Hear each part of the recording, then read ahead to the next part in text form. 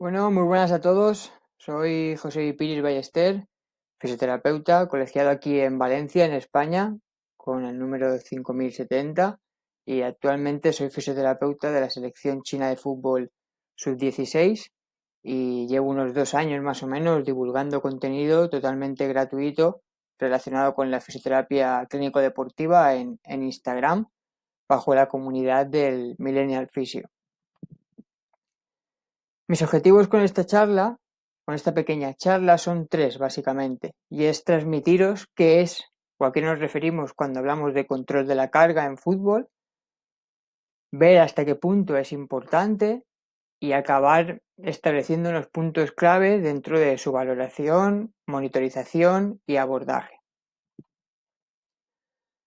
Ahora bien, antes de empezar, me gustaría deciros unas cuantas cosas. La primera es que gracias. Gracias tanto a Ser Fisio por la invitación para daros esta charlita aquí en este congreso online, como a todos vosotros que con la que nos está cayendo y con el tiempo que ya llevamos de cuarentena habéis decidido estar aquí escuchándome.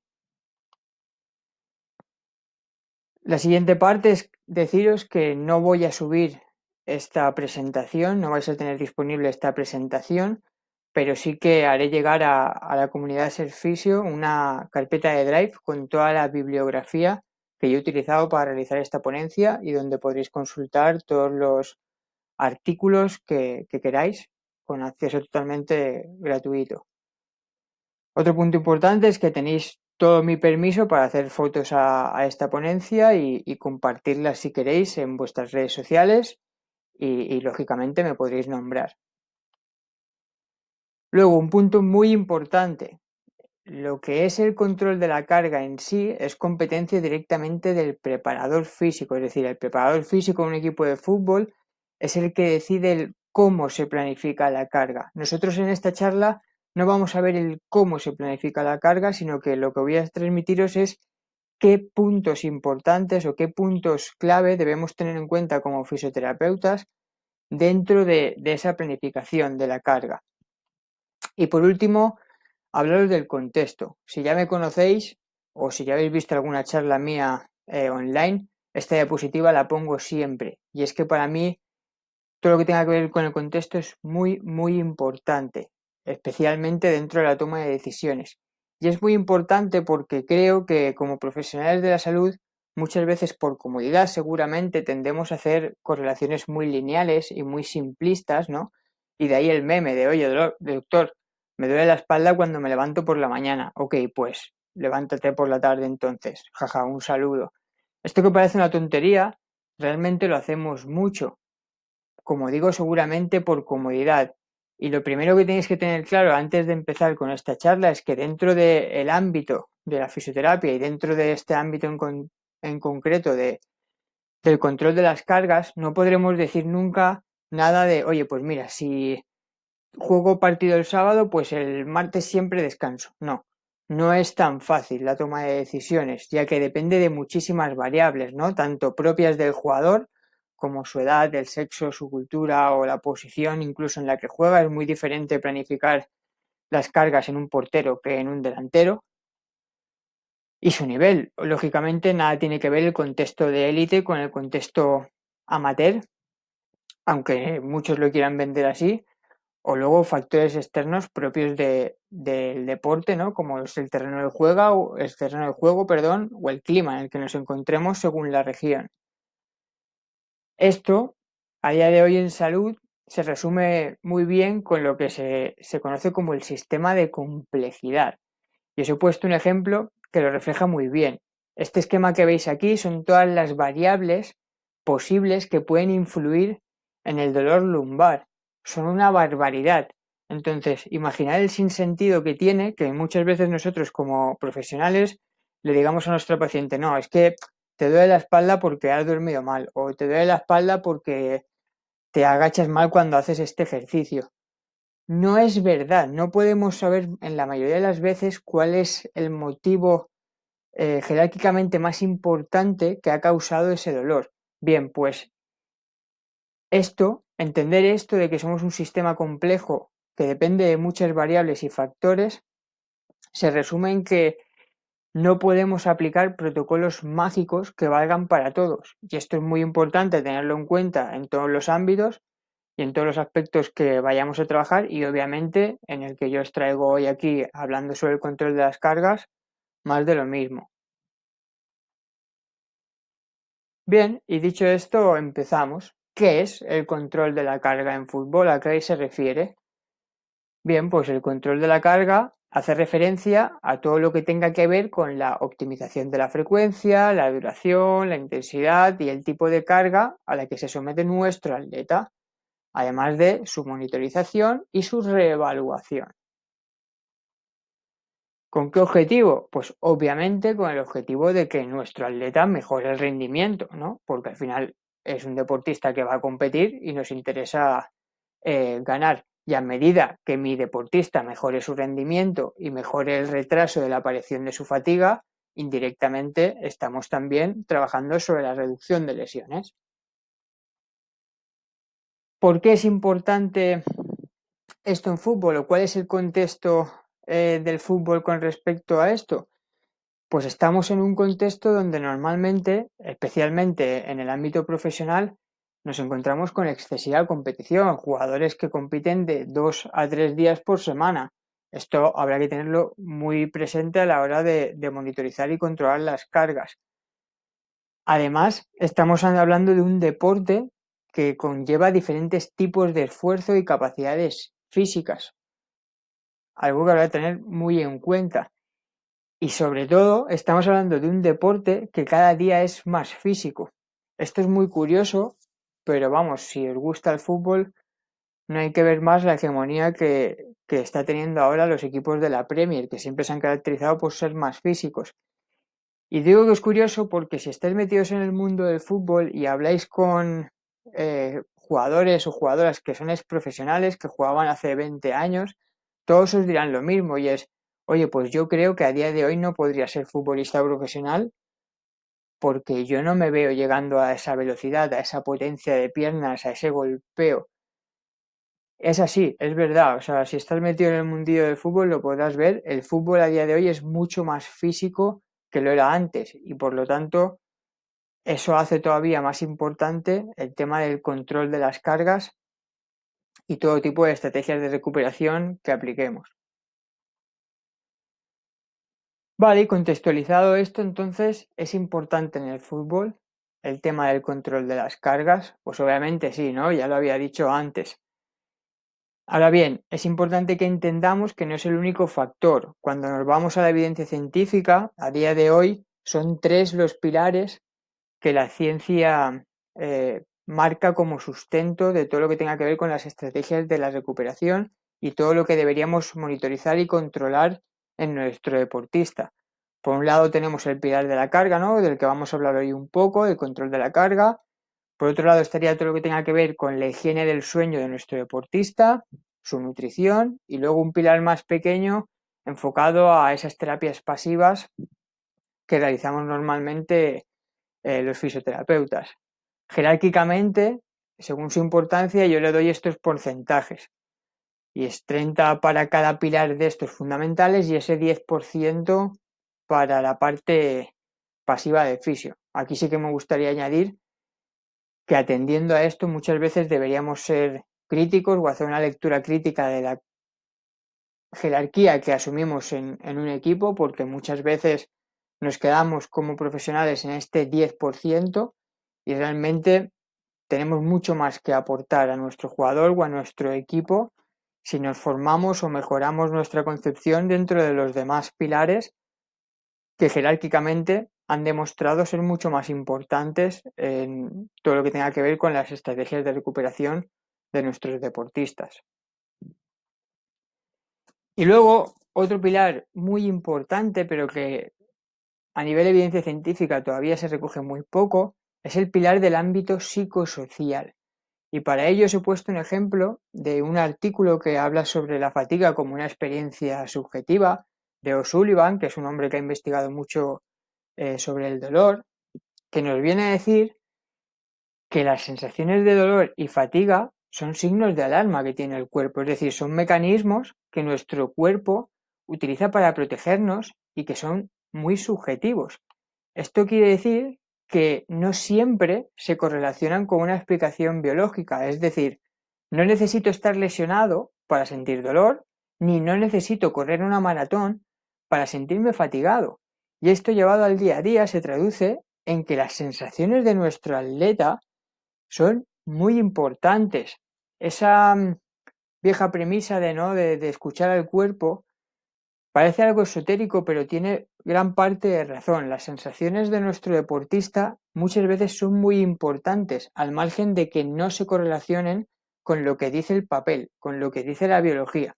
Y esto lo remarcaremos a posteriori cuando hablemos un poco de todo lo que se suele monitorizar y valorar a nivel biológico en un deportista para monitorizar las cargas. Os he dejado aquí la referencia del artículo y alguna parte de ella.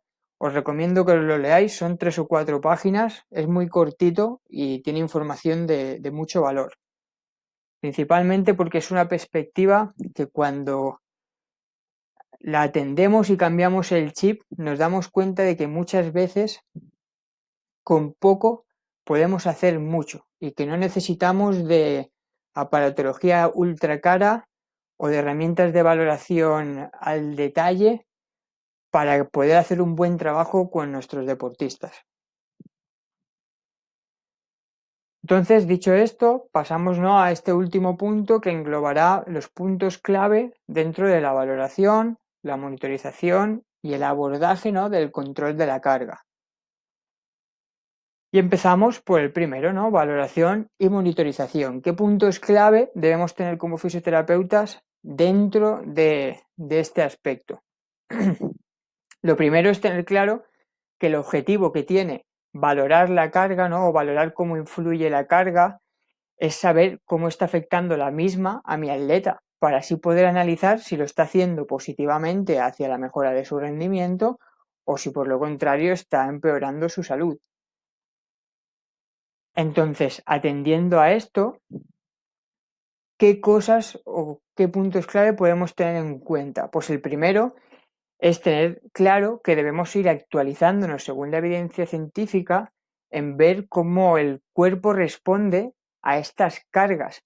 En fútbol hay varios estudios que lo que hacen es someter a jugadores de fútbol a situaciones muy parecidas a las que ellos se encuentran en su contexto habitual y miden cómo afecta a su organismo o a su cuerpo tanto a nivel neuromuscular mediante test físicos, es decir, hago una prueba de salto antes de entrenar y la hago a posteriori y veo cómo afecta el rendimiento, a nivel endocrino, midiendo niveles de cortisol o testosterona, por ejemplo, que veremos también un poco de ello en un rato, o a nivel psicosocial, y esto me parece súper importante, cómo afecta a las sensaciones que hemos comentado y el estado de ánimo ese entrenamiento.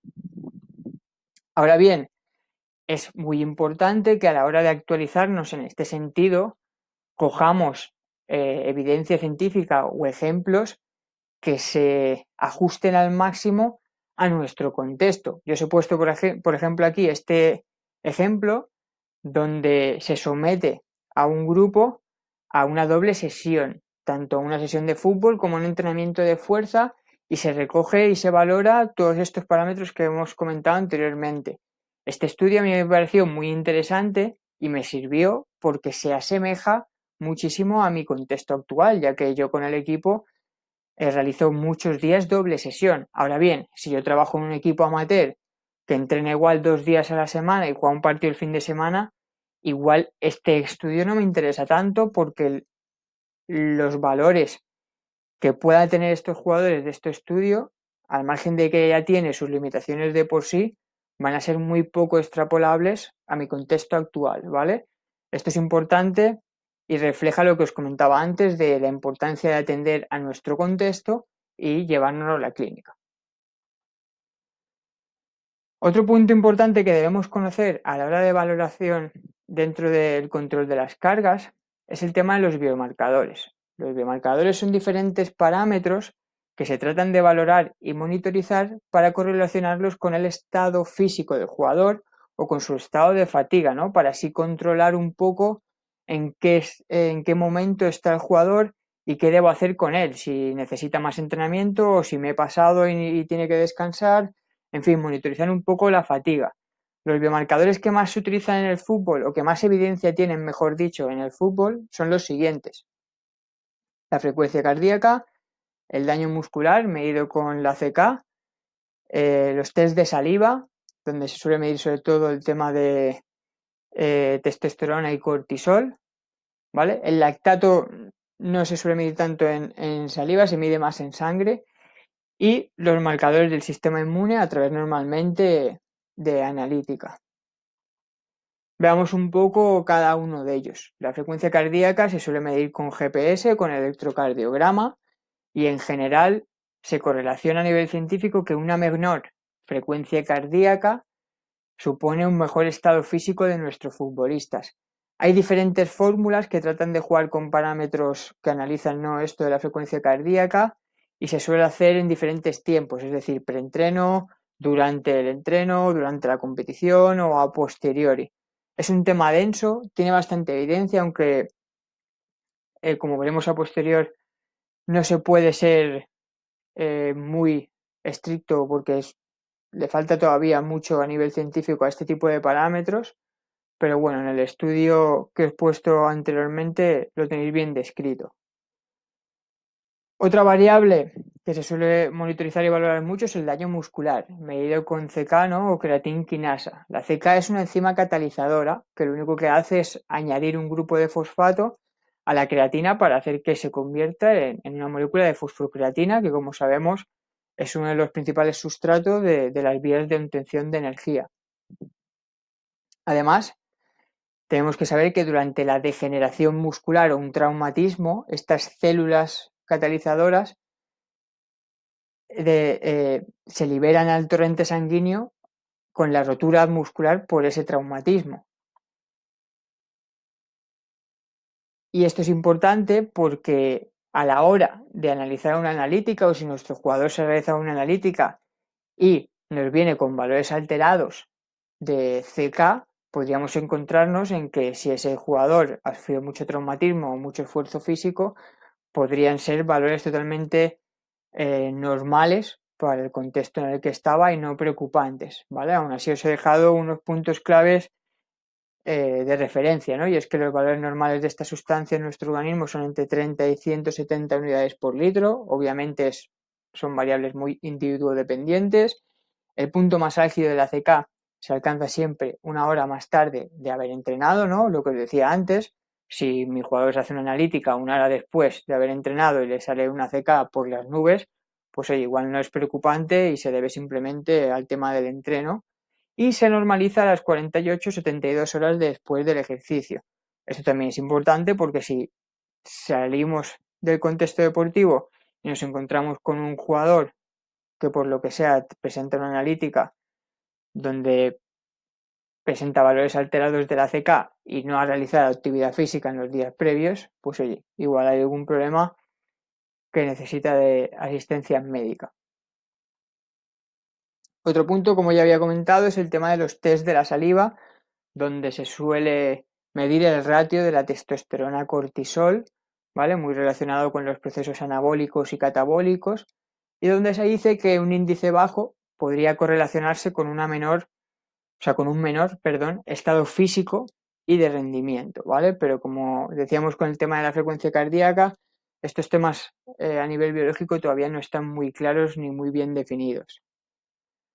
Y por último, marcadores del sistema inmune, lógicamente, los relacionados sobre todo con los marcadores proinflamatorios, ¿vale? Pero que en la línea de los anteriores tienen poca evidencia todavía. ¿Vale? Aquí os he vuelto a poner el resumen de todo. Como os he dicho en este artículo que os dejo aquí a la derecha, los tenéis mejor definidos y mejor explicados y de forma algo más extensa. Si os interesa, le podéis echar un ojo. Pero ahora bien, y aquí viene lo importante, tenemos que verlo con perspectiva. Ya hemos visto anteriormente que la biología, que hasta hace no mucho era lo más importante, ahora con el tema del contexto psicosocial, los sistemas de complejidad, se está viendo que sí es un punto importante, pero no es la única variable a tener en cuenta. Entonces, ¿es importante conocer qué factores biológicos debemos valorar? Sí. ¿Es importante tener en cuenta cómo debo valorarlos? Sí. Pero también es muy importante tener en cuenta que no siempre un valor biológico alterado me va a poder correlacionar con una conclusión clínica o con un problema patológico.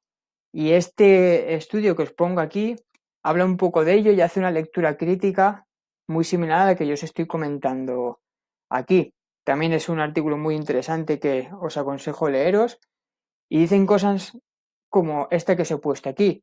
Normalmente, a la hora de analizar los valores biológicos, siempre se nos ha dicho que necesitamos 72 horas para que el cuerpo recupere fisiológicamente completo. Es decir, yo juego un partido, tengo un proceso de alostasis donde diferentes parámetros se me alteran, ¿no? Ya hemos visto algunos, el tema del cortisol, la testosterona, la CK, en fin, diferentes parámetros. Y hasta las 72 horas seguramente esos parámetros no vuelvan a valores normales.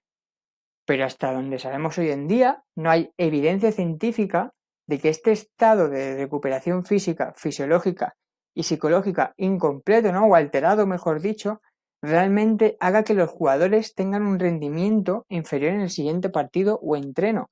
Y hay algunos estudios que evidencian cómo jugadores con factores biológicos alterados que se habían correlacionado previamente con un estado de fatiga tienen rendimientos incluso mejores que, que en condiciones estándar o basales. Y al final eso nos viene a decir lo que os comentaba un poco anteriormente, de que no es tan fácil y que no podemos hacer correlaciones muchas veces simples, sino que debemos atender a las máximas variables posibles y quedarnos con las jerárquicamente más importantes y a partir de ahí tomar decisiones. Vale, cambiamos de punto, ¿vale? Dejamos los biomarcadores atrás y nos vamos a otro punto importante a tener en cuenta en la valoración del control de las cargas, y es el tema del GPS. No me voy a meter mucho porque no es competencia nuestra, entonces os he dejado un artículo donde se reúnen los puntos más importantes que un preparador físico suele atender en la monitorización de la carga con los futbolistas mediante GPS por quien le pueda interesar y pasamos al siguiente punto. Y el siguiente punto son los cuestionarios de experiencia subjetiva. Algo súper sencillito de aplicar y que hasta ahora yo creo que mucha gente no le ha dado importancia, ¿no? Porque es como, wow, esto no es super pro, esto es una tontería. Y la ciencia nos está diciendo que igual es hasta lo más importante. Nosotros, por ejemplo, utilizamos el cuestionario de Hooper. Este cuestionario valora subjetivamente en una escala del 1 al 7, siendo 1 muy muy bueno y siendo 7 muy muy malo, estos 4 parámetros: la calidad del sueño, el estrés, la fatiga y el dolor muscular. Obviamente haría falta una educación previa, ¿no?, del futbolista, haciéndole ver a qué nos referimos con calidad del sueño, a qué nos referimos con estrés, a qué nos referimos con sensación de fatiga y a qué nos referimos con dolor muscular. ¿Vale? Y a diario se recogen subjetivamente estas experiencias. Aquí arriba os he dejado la que nosotros utilizamos con nuestro equipo en China, donde además de esto hemos dividido en 4 bloques el dolor muscular, añadiendo dolor muscular en cuádriceps, aductores, isquios o tríceps sural, que son los 4 músculos que epidemiológicamente más se suelen lesionar en el fútbol. Un ejemplo más de cómo aplicar o cómo atender, mejor dicho, al contexto en nuestra práctica clínica. ¿Qué pros tiene este cuestionario? Pues que es muy fácil, muy sencillo, nos da muchísima información y que además, si no podemos darlo en papel, como es nuestro caso, ya que nosotros en concentración tenemos posibilidad de estar con los jugadores a diario, lo hacemos en papel, pero muchos equipos y clubes de élite lo que están haciendo ahora es hacerlo a través de dispositivos móviles mediante encuestas creadas en Google o simplemente a través de aplicaciones que ya existen, por lo tanto es muy fácil de aplicar. ¿Cuál es la única contra, que es una gran contra, si nuestro jugador no es honesto? Pues que el paciente siempre miente. Obviamente, si nuestro jugador es un pillo y nos quiere decir que se encuentra fenomenal porque no quiere que si vemos que no ha dormido bien lo dejemos sin entrenar porque no está en condiciones, pues nos puede mentir. Pues oye, es algo que es un riesgo que debemos de asumir, pero como os digo, a mí me parece un cuestionario muy top para recoger esas experiencias de los jugadores que hemos visto que son súper importantes y que nos ayudará en nuestra toma de decisiones diaria con ese jugador.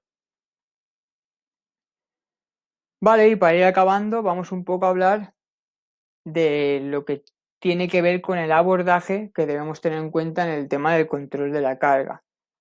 Como os decía al principio, no vamos a hablar del cómo, que es lo que hace el preparador, ¿no? Al final, el preparador al principio de temporada, con una buena planificación, atendiendo a los días de competición, a los viajes y demás, hará una estructuración de esa carga, tanto a nivel físico como a nivel táctico-técnico con el entrenador.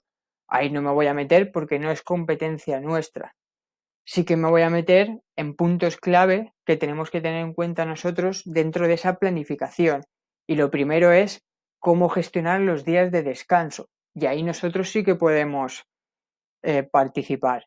Y lo tenemos que hablar con el preparador. Oye, días de descanso, perfecto. Vamos a dar descanso completo, vamos a realizar algún tipo de trabajo activo.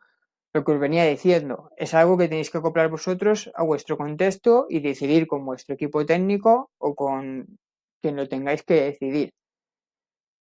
Nosotros sí que utilizamos trabajo activo, así que después de este diapositiva os explicaré unos puntos clave dentro del mismo.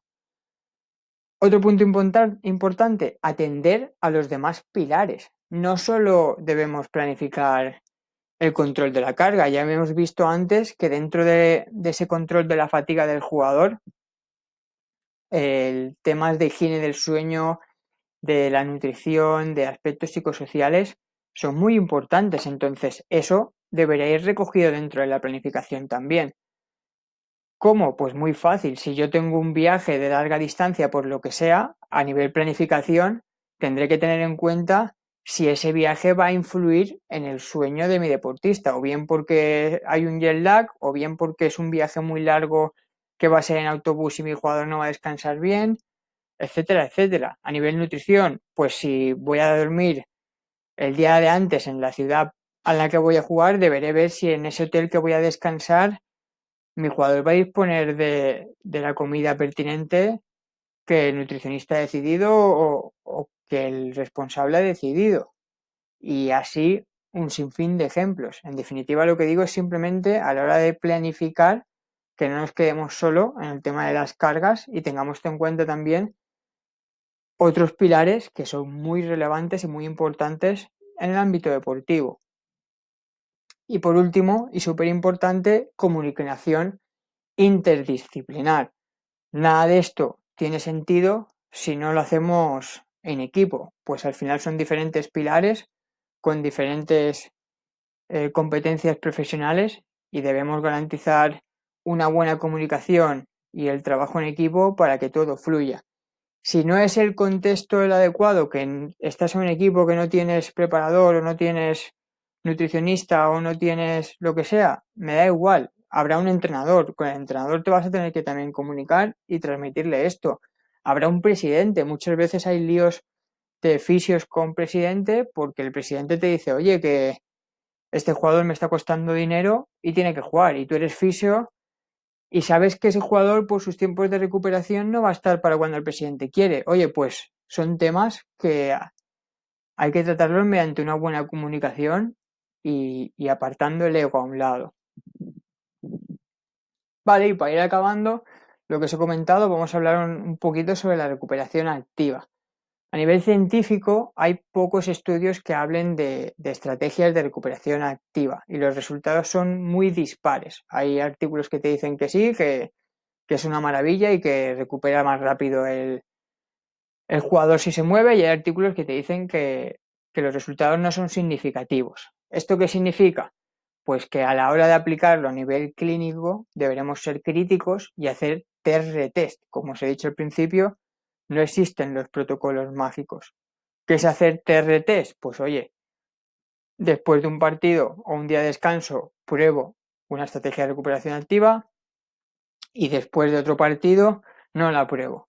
Y que mis jugadores me digan mediante sensaciones y diferentes parámetros que pueda valorar cómo se encuentran. ¿Que me dicen que prefieren la recuperación activa? Ok, pues fenomenal, pues metemos recuperación activa. ¿Que me dicen que no, que están demasiado fatigados ese día y que prefieren estar todo el día tocándose las narices? Ok, pues todo el día tocándose las narices. En definitiva, lo que os he dicho durante toda la ponencia, ajustarnos a nuestro contexto al máximo. ¿Vale? Normalmente a nivel científico, estas estrategias de recuperación activa se venden como un trabajo en descarga de la musculatura más trabajada, que obviamente en fútbol son miembros inferiores, y hacer un trabajo de esa musculatura 10-15 minutos a baja intensidad con un calentamiento de activación bueno previo. Entonces, ¿cómo nos llevamos nosotros esto a nuestro contexto?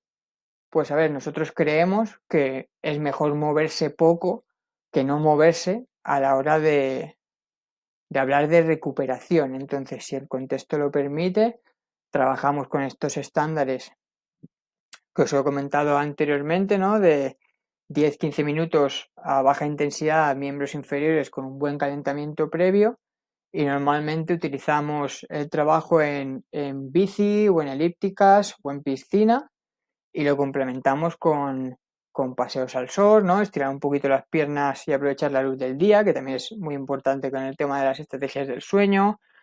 O igual cambiamos y hacemos días de trabajos de movilidad general y de foam roller, ¿no? Buscando un poco cambiando los estímulos, pero siempre con la premisa de que el jugador active un poco.